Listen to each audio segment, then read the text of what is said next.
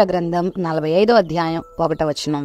అతని పక్షమున జనములను జయించుటకు నేను అతని కుడి చేతిని పట్టుకొని ఉన్నాను.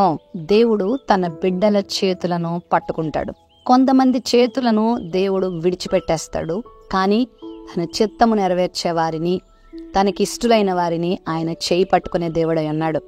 చాలా సందర్భాల్లో బైబిల్ గ్రంథంలో తన బిడ్డలను ఆయన చేయి పట్టి నడిపించిన సందర్భాలు మనకు తెలుసు. ఇక్కడ ప్రభువారు గొప్ప వాగ్దానాన్ని తాను ఏర్పాటు చేసుకున్న వ్యక్తి గురించి మాట్లాడుతున్నాడు.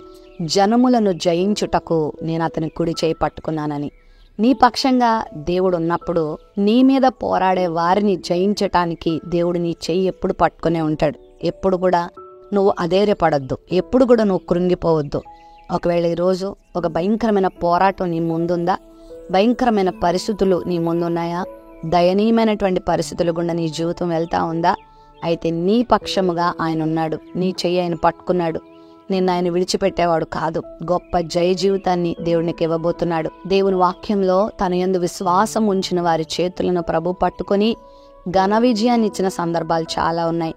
మోషే మరియు యెహోషువ అమాలేకీయులతో యుద్ధం చేసేటప్పుడు వాళ్ళు దేవుని మీద ఆధారపడినప్పుడు దేవుడు ఘన విజయాన్ని ఇచ్చాడు. అమాలేకీయుల్ని జయించే శక్తిని దేవుడు యెహోషువకి ఇవ్వగా యెహోవా నిస్సిని వారు ధ్వజముగా చూపించారు. ప్రియ దేవుని బిడ్డలారా, ఈరోజు నీ జీవితంలో కూడా దేవుడు ఘన విజయాన్ని ఇవ్వబోతున్నాడు. ఆయన నీ చేయి పట్టుకున్నాడు, నీ పక్షంగా ఆయన ఉన్నాడు.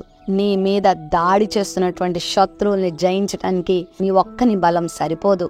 ఒకవేళ నీ ఒక్కని బలం, నీ ఒక్క కుటుంబం బలం తక్కువైపోతుందేమో, నీ ఎదుటిన్నవారు చాలా మహాజనాంగంగా ఉన్నారేమో, కానీ వారికన్నా నీ దేవుడు గొప్పవాడు. నీ చెయ్యిని పట్టుకున్నాడు. నన్ను ఎవరు పట్టుకునే వాళ్ళు లేరు, నన్ను నడిపించే వాళ్ళు లేరు, నాతో పాటు నాకు సహాయం చేసేవారు ఎవరు లేరు. నువ్వు బాధపడొద్దు, నువ్వు ఒంటరివి కావు, నువ్వు చేతగాని వాడువు కాదు, చేతగాందానివు కాదు, నువ్వు బలహీనుడు కాదు. నీ పక్షంగా దేవుడు ఉన్నాడు.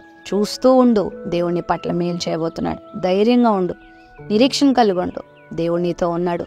క్షేమాన్ని నీకు విస్తరింపచేస్తాడు. నీ జీవితంలో గొప్ప జయాన్ని ఇచ్చి నువ్వు పోరాడుతున్న శత్రువు మీద ఆయన విజయాన్ని ఇస్తాడు.